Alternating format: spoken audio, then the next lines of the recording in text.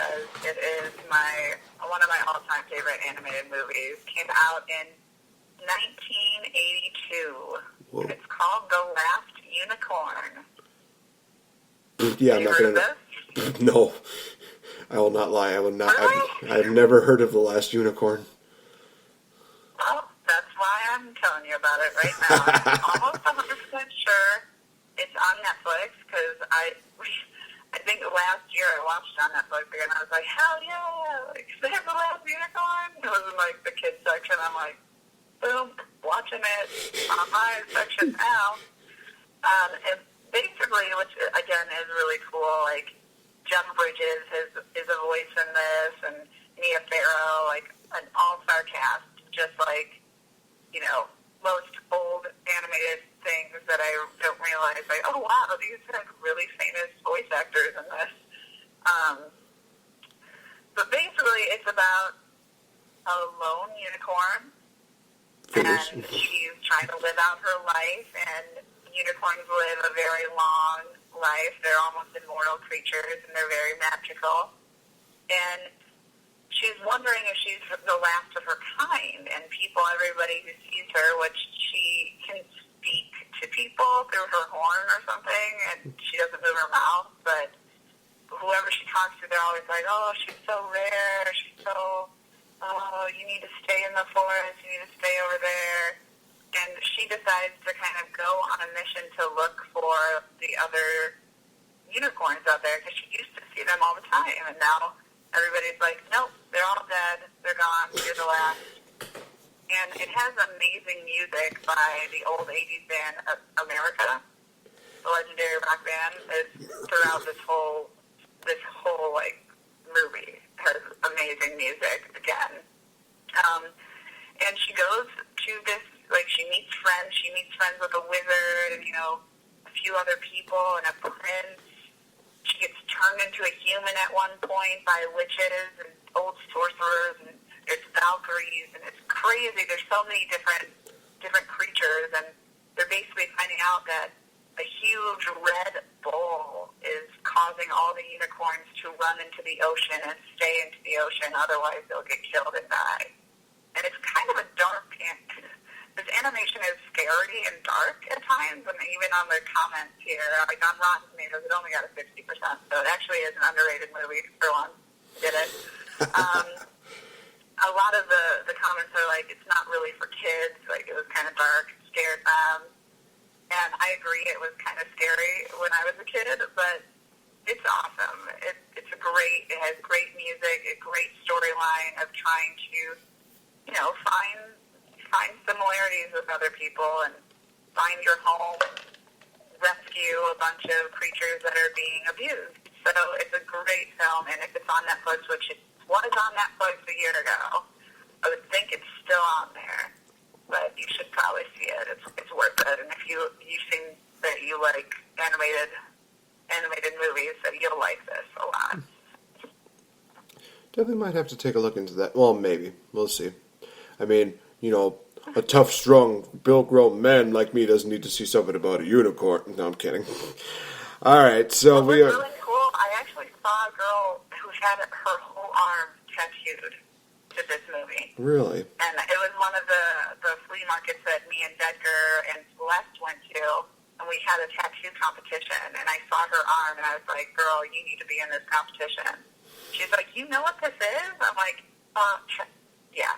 And she ended up winning best tattoo of the whole night. And it was a full sleeve in color, had all the characters, a gorgeous unicorn on it. It was amazing.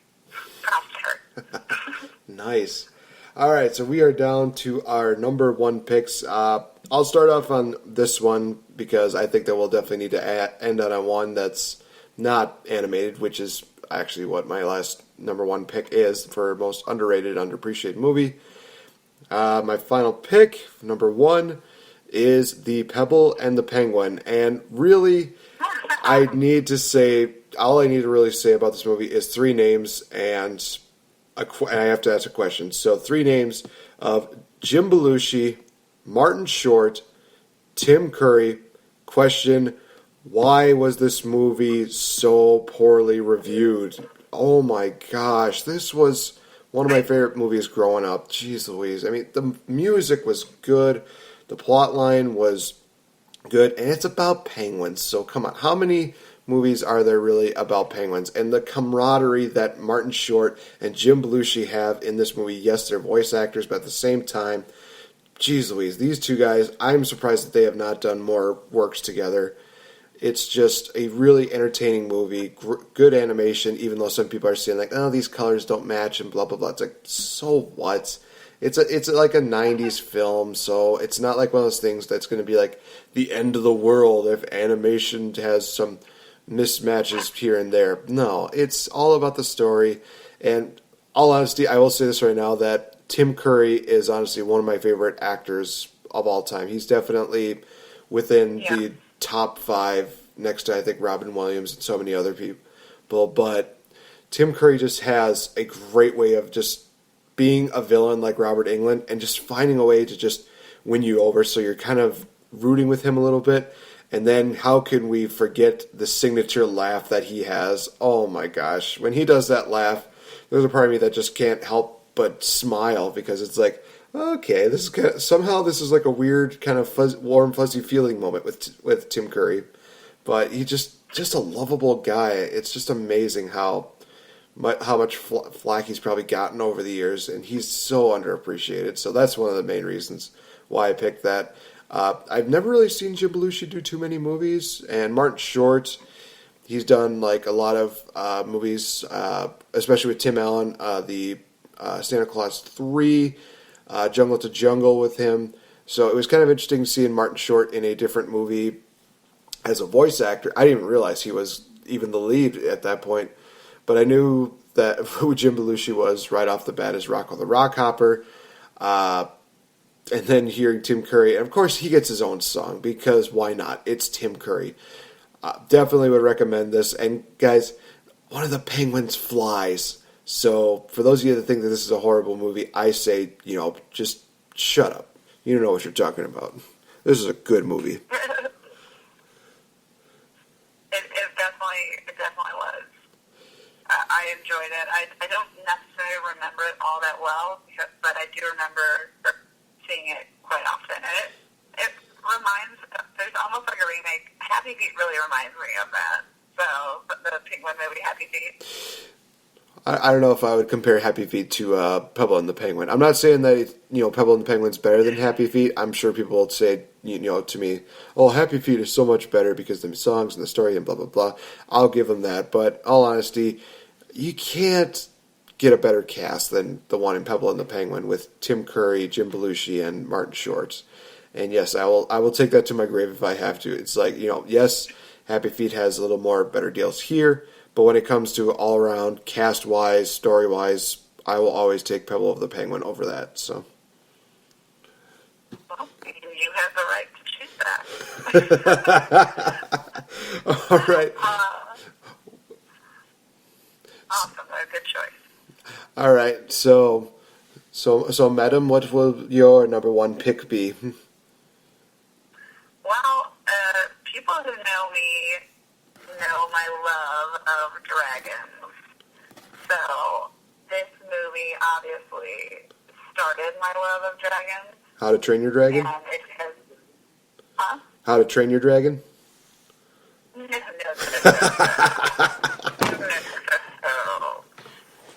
is Dragonheart.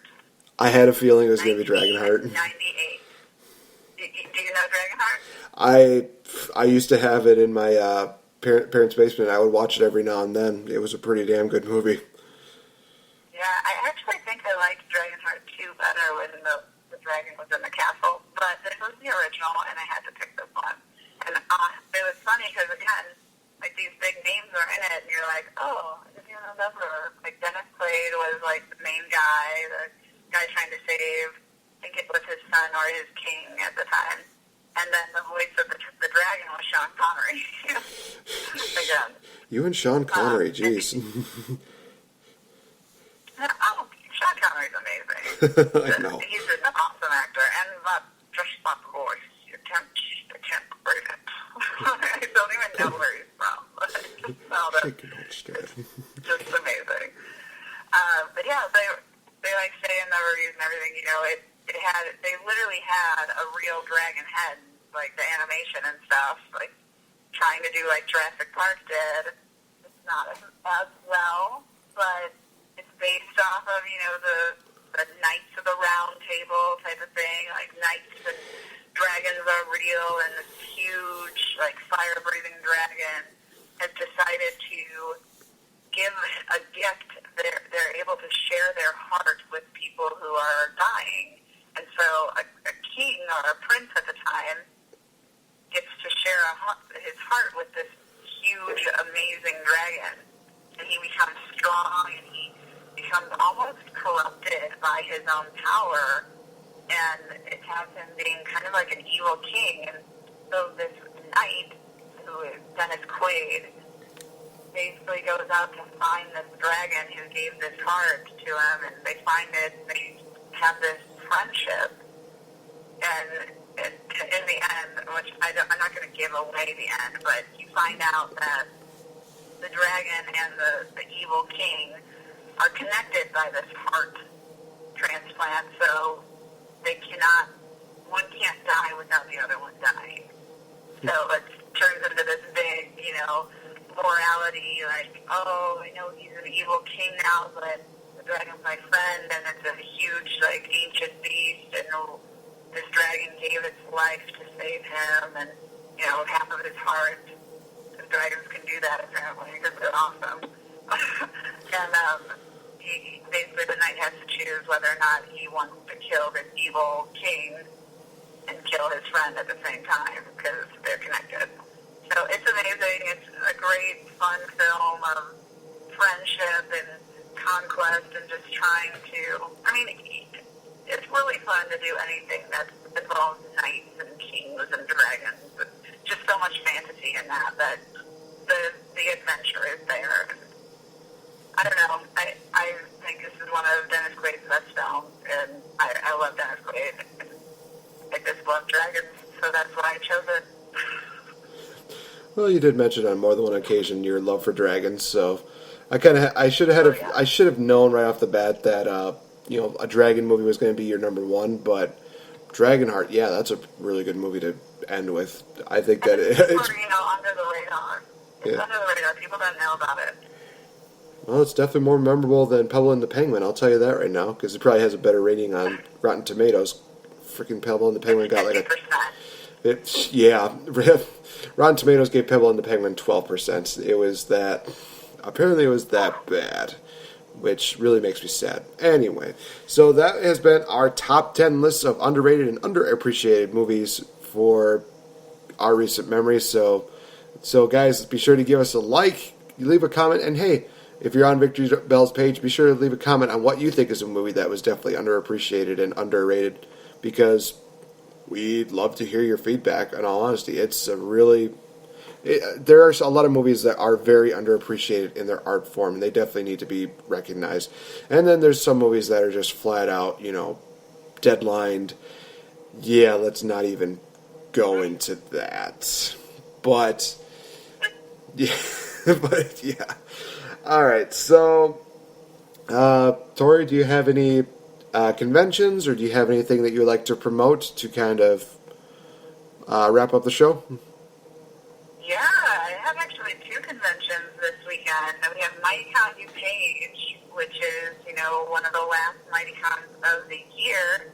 It's a comic convention, of course, comic pop culture convention, and Wheaton at the DuPage County Fairgrounds. And we're double teaming it this weekend. Me and Dutker and Celeste are going to be going from MightyCon to the Days of the Dead in Schaumburg, the Chicago Days of the Dead, which will feature, Darth Maul and Alice Cooper, all these crazy, Bill Moseley, Sid Haig. The Nature Boy Ric Flair. Woo!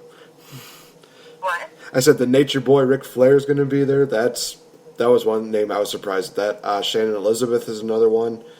Jeez Louise. Yeah.